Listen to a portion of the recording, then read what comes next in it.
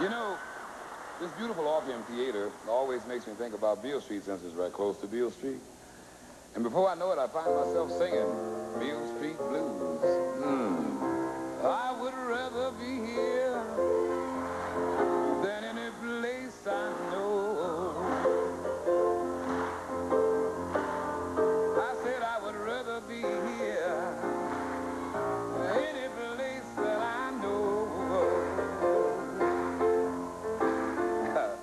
Well, that old Beale Street, you know I love it so.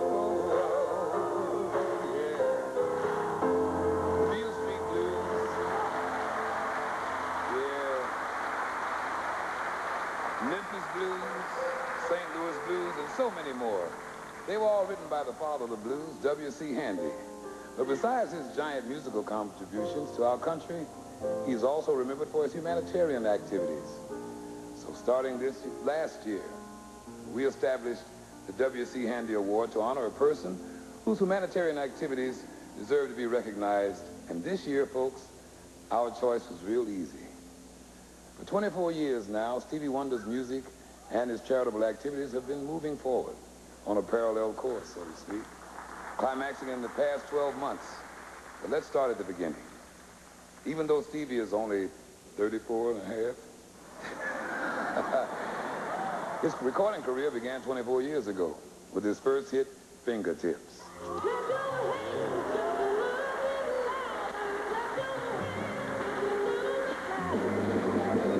While his 1974 album, Fulfilling This First Finale, was going #1, Stevie was giving a Christmas concert in Madison Square Garden benefiting underprivileged children and the elderly. About 2 years later, shortly after he recorded another smash hit album, Songs in the Key of Life, he showed that he was in the key of life when he founded the Stevie Wonder Home for blind children and retarded children. His introductory album to the 80s, Hotter Than July, was dedicated to Nobel Prize winner Dr. Martin Luther King Jr.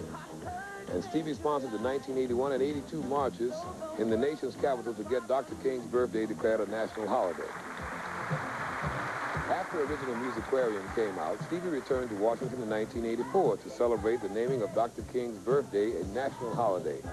And on that holiday in 1986, Stevie hosted a television special honoring Dr. King. Stevie's effective commercial to stop drunk driving really helped to make a powerful impact on potential abusers among young people. At the beginning of 1985, Stevie worked closely with Michael Jackson and Lionel Richie to develop the song We Are the World and became one of the principal soloists on that award-winning album and video, which raised so many millions to help alleviate world hunger.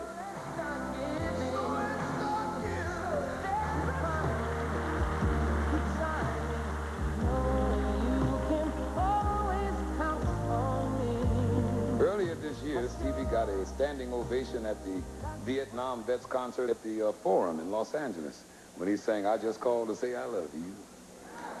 Well, for 24 years, Stevie's been telling the world about that love.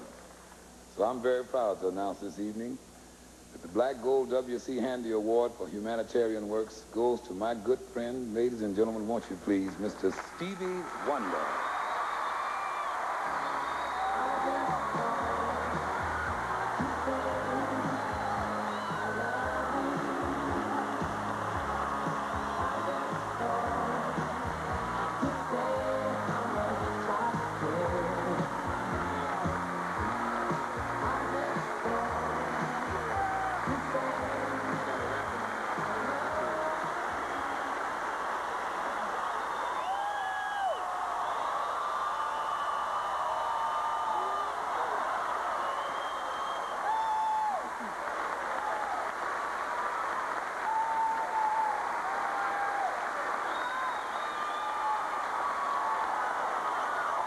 To receive the W.C. Handy Award, of course, is my honor.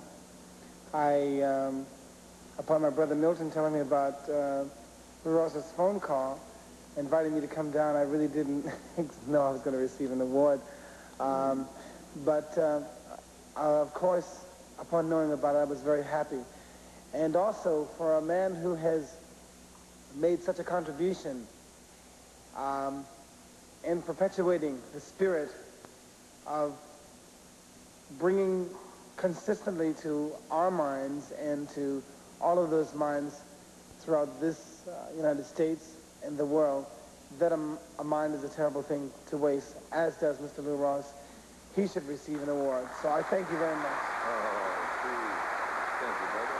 Thank you. And thank you when you get back to that.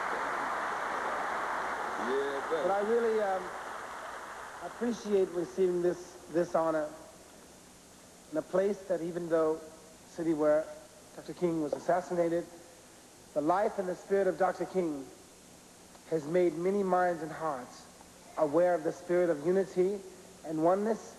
And if it were not for the spirit of Dr. Martin Luther King Jr., we wouldn't have a We Are the World or It's Wrong or a Sun City. So yes. I thank you very much. All right, brother.